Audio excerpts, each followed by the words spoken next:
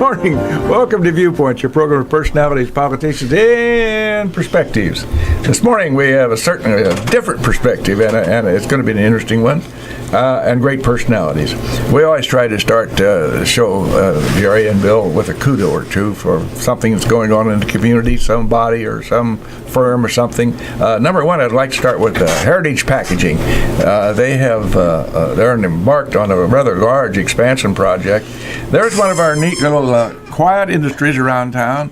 You don't hear much about them. They don't create a lot of PR, but they serve the community in many ways.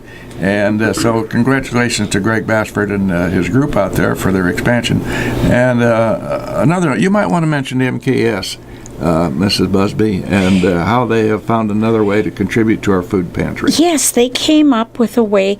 They had earmarked some products, and they would give part of the proceeds from that then to the food bank, which is a very necessary thing in every community of the world, and ours no less than others.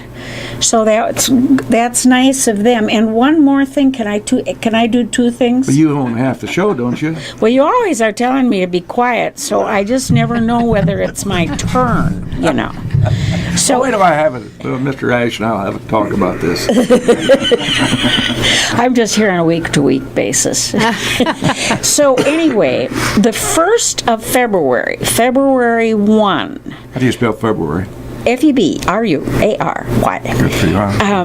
We are going to be able to attend a forum at Lincoln College at the Johnson Center with the 4 mayoral candidates. This is kind of a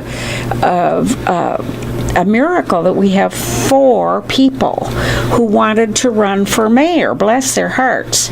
And we're going to be able to attend this forum, ask them questions, and learn about each and every one of the 4. And I'm so grateful to the college for hosting this. It's wonderful. Chamber of Commerce and the college got together, and the college has offered the Johnson Center for the Performing Arts, which is a wonderful forum for this. So this is your chance, ladies and gentlemen out there, instead of sitting out there griping about who's won this election or that election, come up with a profound question or two for our mayoral candidates.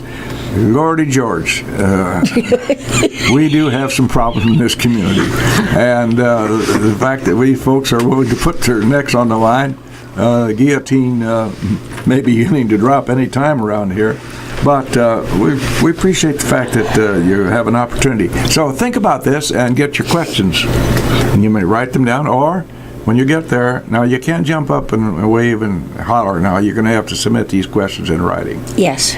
So no soapboxing. All right, let's get down to serious business here. We have some nice people giving their time this morning, besides a lot of other time they give. So why don't you introduce these folks, Mrs. Busby? Well, and they're in the business of giving their time, and we've been having an awfully nice time here this morning. It was nice that you could join us as well. Bill and Jeri Dennis are in the business of volunteering. Unpaid business, by the way, volunteering. That's what that means. That's right. I wanted to make sure about that. And it's so important. You know, there are an awful lot of things in this world that would go undone if people weren't willing to volunteer. And it's such a twofer. You know, not only do you benefit whoever it is you're volunteering for, but you do a darn good job for yourself, too, because it makes you feel good. Now, your special interest is the Christian nursing home. Is that right? Yes. Yes, it is. And it is a noble thing you do. You know, some people, as the years go by, don't have anybody to call on them and just chat. And I'm sure that they just brighten up when they see you come. They got to fill a real niche for certain people out there. Some people, their families call on them. Some people are totally alone. And there's the rub. So, Jeri, how did you and Bill get into this? Well, first of all, thank you so much for the honor of being here. I'm wondering how close I'm supposed to get to this microphone. It's not a problem. It's an honor to be here. several years ago, I just decided that or started thinking that I would like to be a chaplain, and I thought in a hospital setting. And but I was working full time, and so it was just a little thought there that would keep popping up. Well, then when I got the opportunity, I semi-retired, I started researching. I called the hospital and I said, how do you become a chaplain? And they said that you have to do clinical pastoral education. So I researched that, and that was about 2 years prior to me retiring that I was doing the research. Finally, when I was able to apply for clinical pastoral education, and I took it, it was a 9-month class. It was one unit of CPE, but it was enough to get my foot in the door. And I had always thought I wanted to be in a hospital. Well, I did my clinical hours at the nursing home. Okay. And I couldn't leave. Really? It was 9 months of clinical hours, and it was just so special. When I was the first couple of weeks, I was just floating. I was enjoying it so much. And one day I went in, and someone kicked me in the back of my leg, and I turned around, and my leg buckled, and I thought, oh, am I going to be able to straighten it up? And I turned around and I looked at the lady that kicked me, and I thought her wheelchair had run into me. I couldn't imagine that somebody would kick me. And I turned around and she said, there, that was for yesterday. Well, the day before, I had walked up behind her and put my hand on her shoulder and greeted her, and she, I startled her. So that was a learning experience for me. Now I walk way around the wheelchairs, and so make sure they see me before I say anything to them. And I thought, okay, that was on accident, and you just kicked me on purpose. I'll forgive you because you're old and you're in a wheelchair. And so then I loved honor a bit and went on to another room, and I walked in to see this one gentleman, and then I saw this other gentleman standing, looking just everything's fine here. And the day before when I had seen him, he was in so much pain. And so I went up to him and I said, oh, you must be feeling so much better. And he, kind of greeted me, and all of a sudden he got very irritable, and I said, well, come here, let me help you sit down. And I'm going to scare people off. And I couldn't make him happy, and so I just kind of backed out of the room. He was he said, and you're making it worse. And I thought, Oh, dear heaven. Oh no. So I went down to another room, and this one lady was talking about how her 105-year-old mother had just gotten married, and she was all confused, and she was so upset. And I was just trying to divert her attention and trying to get her unupset. And I said, aha, I know the answer. I said, did you have a puppy when you were little? And she said, I hate dogs. Oh, gosh. And my whole world came crashing down around me. And I thought, what am I doing here? I was going to quit, and I thought, I'm going to quit my class. I'm done. I was 3 people in a row within 15 minutes had attacked me. And I said, Lord, and in my head, I said, Lord, what am I doing here? And it was almost as if somebody audibly spoke and said, whatsoever you do to least of those, you do unto me. And I, oh Lord, I'm loving on you. Okay. And I haven't been down since. And that was 2 years ago. So it has just been very special. And then I was telling my dear Bill, who is sitting right next to me, about some of these men, and I had, I would greet the men and everything, but it's just a difference. The women, just, you can love on them so much, and it just was very special. And before I say anything about Bill, do you remember, Judy, you and I went to the nursing homes on Together for Lincoln. Together for Lincoln. We went from one nursing home to another. Yes. And we had a delightful time. Yes. But at the end of that day, I thought, I will never do that again. Going into strange people's rooms, and I thought, this is their home, this is their bedroom, and I'm invading their space. And trying to make conversation, and I don't know them, and I walk out, and I'm never going to see them again. And there I end up doing something. Taking the CPE class gave me a rite of passage. It gave me permission to knock on their door and go in and tell them that I am a chaplain and I'm here to visit with them. And some people welcome that. Some people are just okay with it, and some people you see just really do not. You just feel it out. But basically, it's no different than what my Bill does. You just go in and basically visit with them. Sometimes I pray with them. Mostly I don't. I just go. I know them so well now. I know their needs. I've had opportunities to serve them in very special ways. But I want to, it's so funny that I disliked what we did that day, and yet here I am doing it, and I want to encourage other people to do it, because you don't have to visit everybody, but find one person that really you connect with. But you knock on the door and you just introduce yourself and say, would you like a visitor? And they'll tell you no. They don't have, because and I know as I'm getting older that no is easier to say.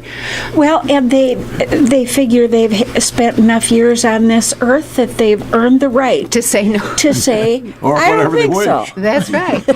And you just don't get your feelings hurt and you go on. No. But I was telling Bill about this one particular gentleman that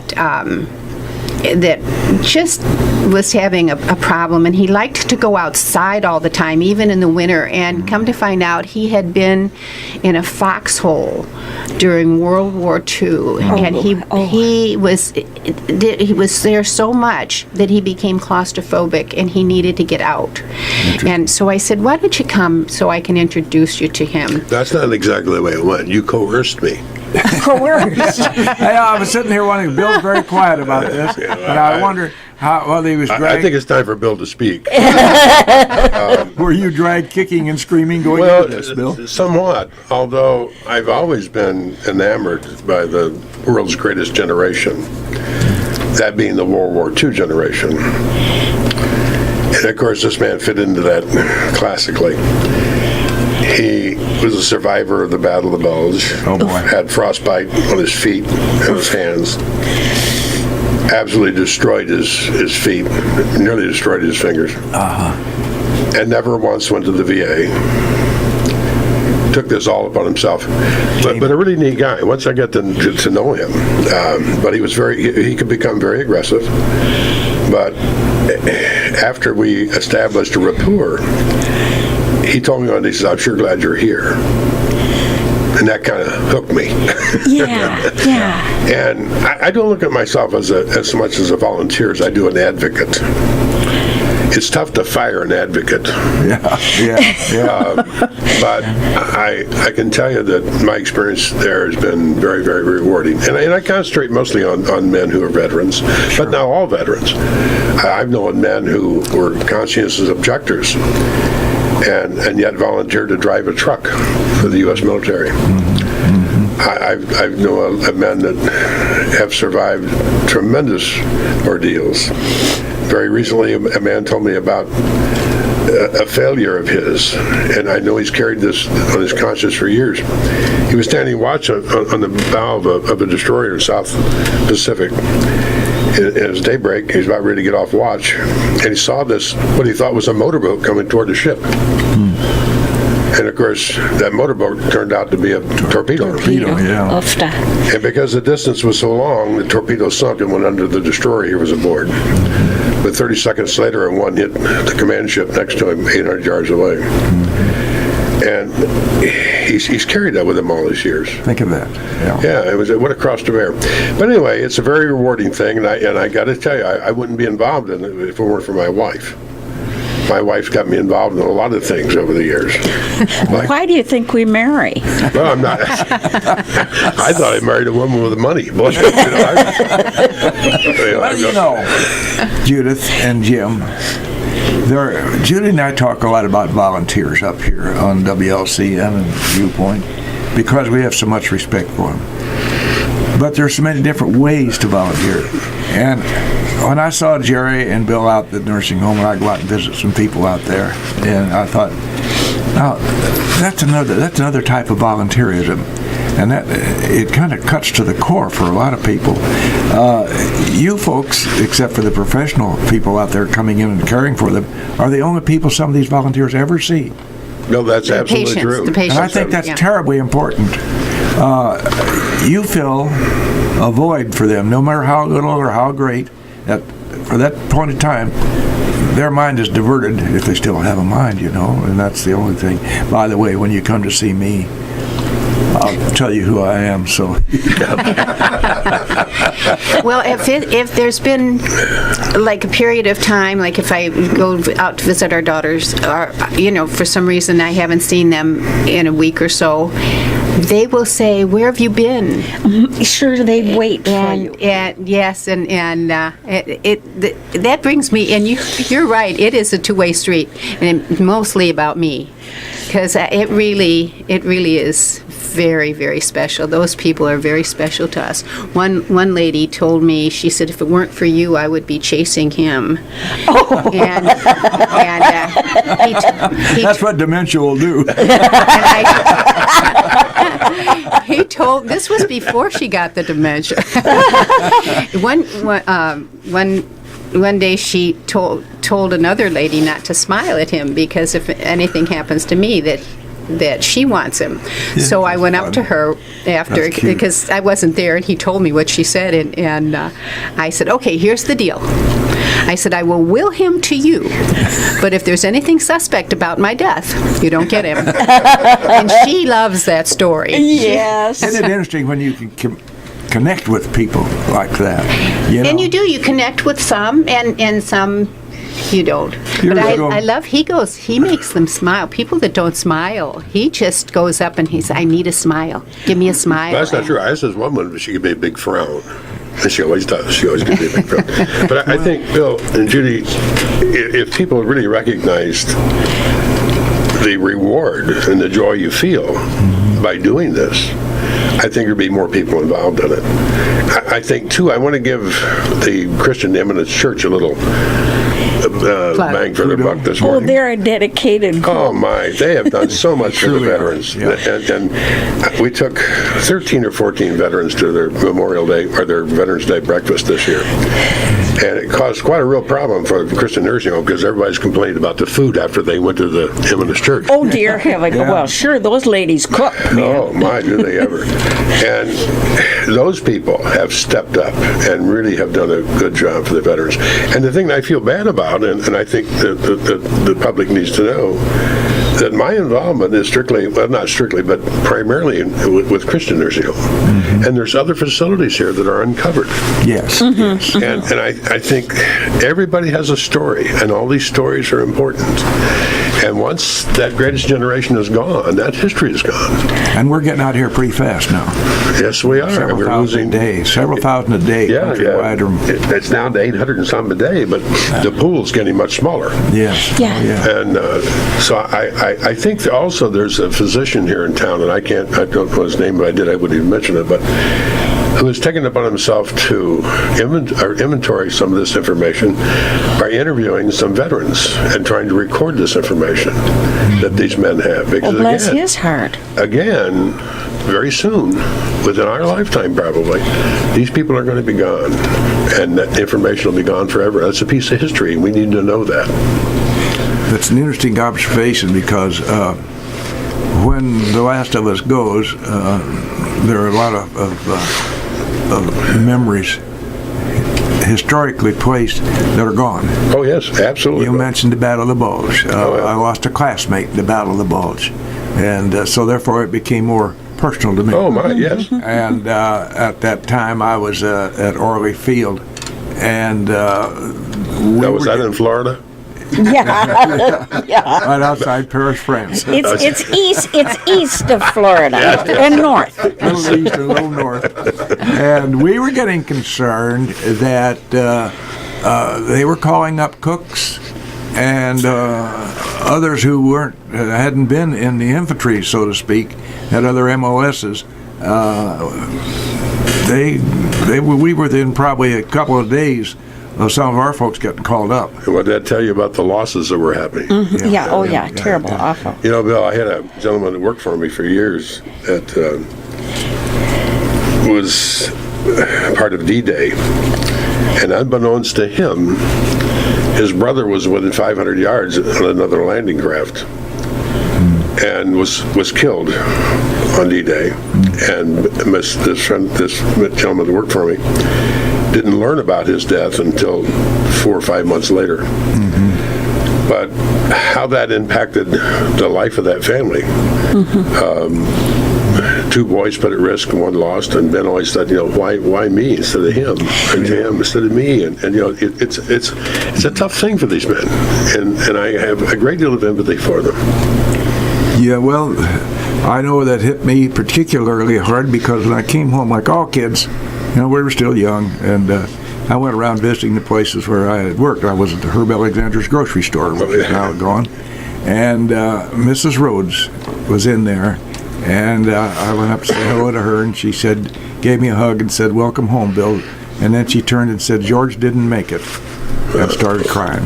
Sure. And that really hit me even today. Yeah. Because it was so important to her.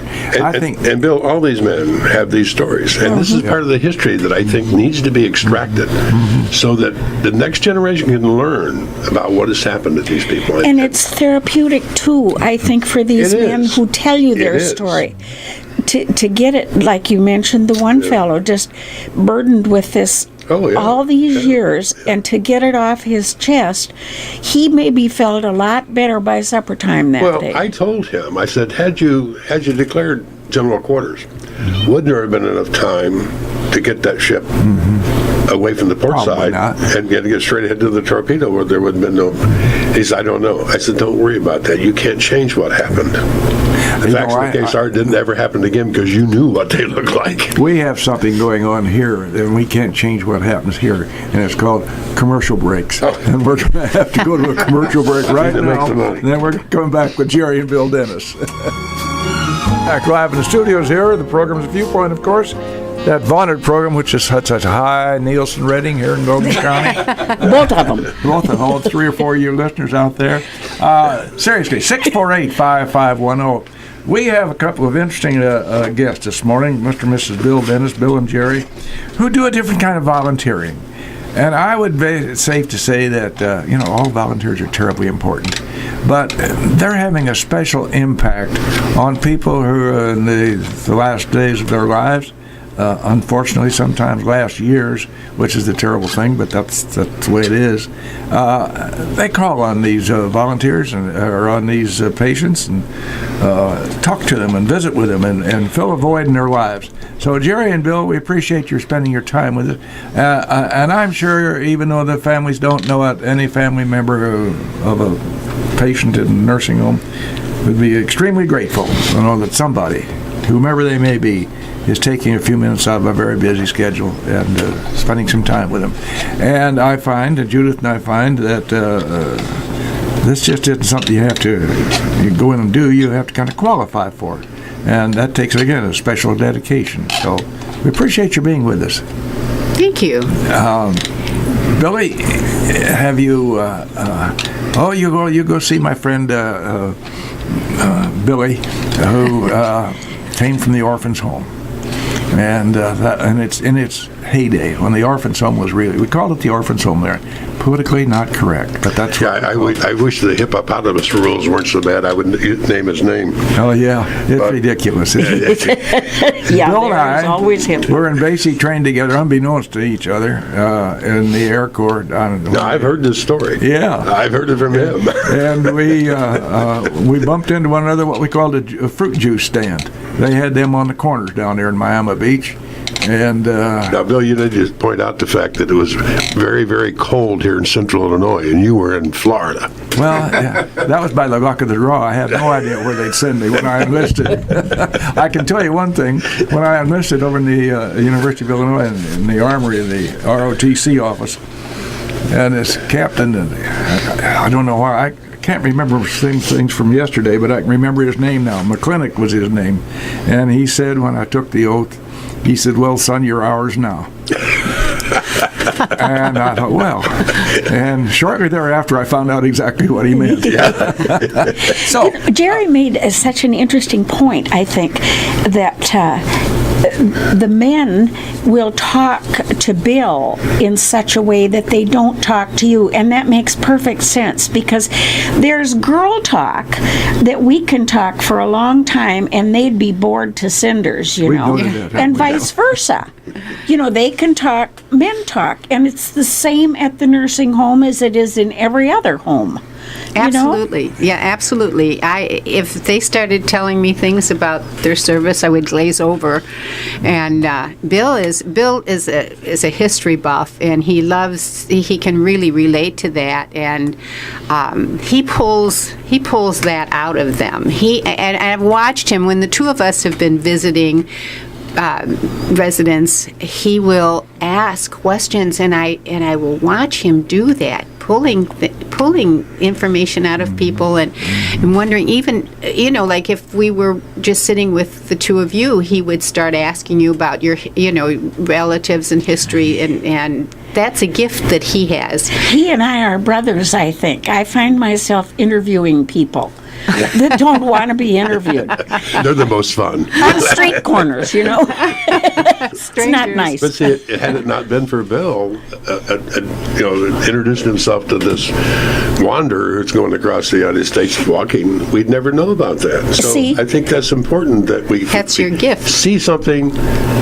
you find out. Another And thing that he does, because he doesn't, I go into rooms and I sit down and visit with certain people, and other people, you know, we can't even visit with, but he pretty well stops in and says hi to everybody, and you know, will hit more people in a period of time, and has come looking for me.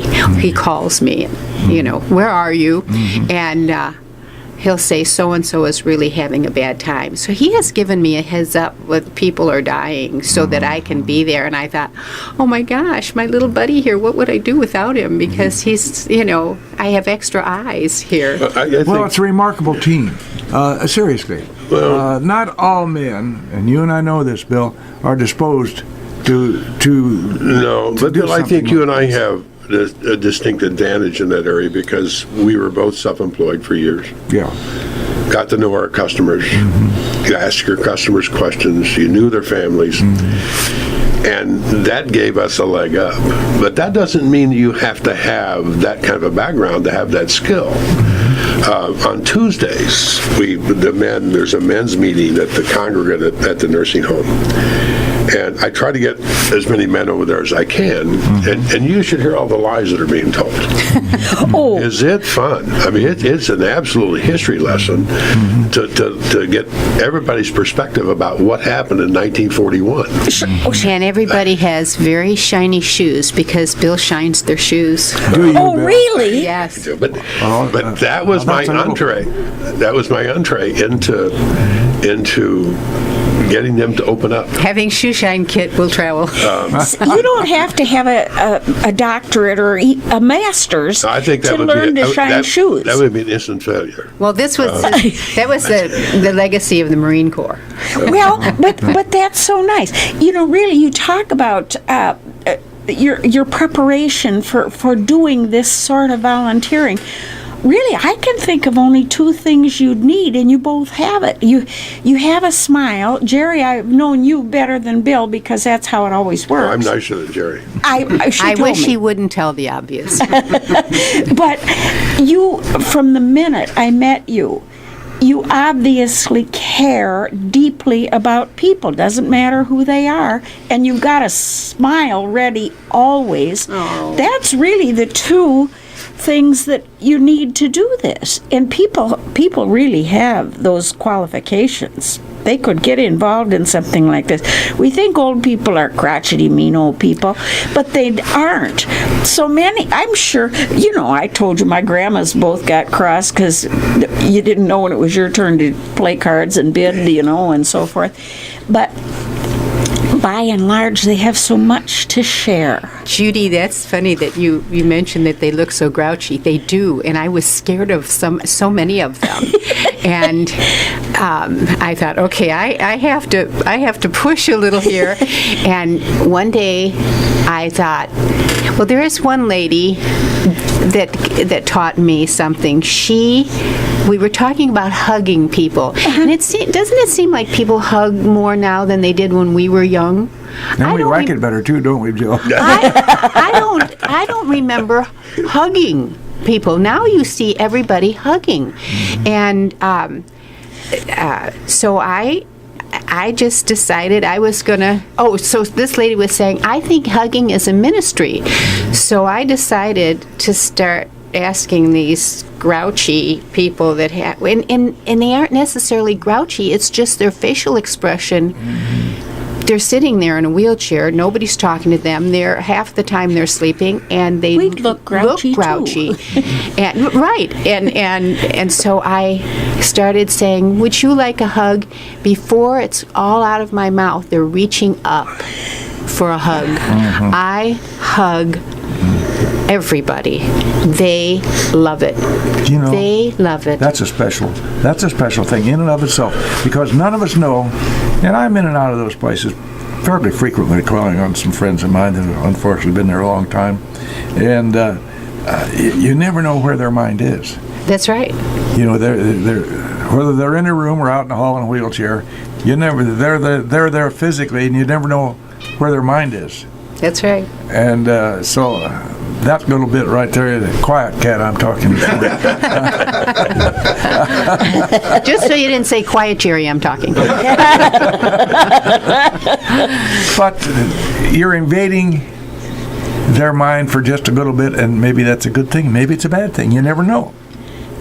I have a personal experience out there many years ago in my working days, Bill. I was putting up a window treatment at the front door of the old Christian home before they did all this wonderful remodeling.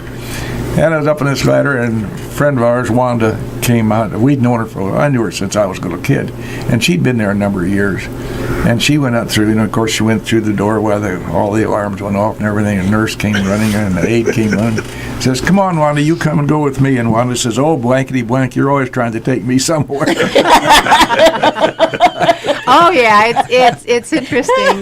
They come up with some language, that's right. And it comes, you never know where that comes from, but that's just part of the makeup of the whole story. I have to give some accolades. Some of the people that I've learned from. One CNA was talking to me. And she was including one of the resident that she was dealing with at the time, and it wasn't a two-way conversation between the two of us. She included the resident, and I watched her do that in a very deliberate manner. So I'm very conscious of when there's somebody in a wheelchair, and here they're sitting lower, they're beneath you, and the other two people are eye to eye, to include that person. And so I'm very conscious of that. And so that was that was just such a great thing for me to learn. And then Ryan Edgecombe is the wonderful full-time chaplain there, and I work with him. What? No, you got it. Oh, hands are and cold. I work, and he taught me, like, in chapel, I would walk in, and he would just greet me, and he's informal, and he would make me feel so welcome. So now when I take over for him to do chapel, and somebody walks in, I just feel real comfortable, breaking what I'm saying and welcoming the person that comes in, and I walk in when they're playing bingo, and I will, and here, you hear B10, I 16, and I walk in, I go, be happy.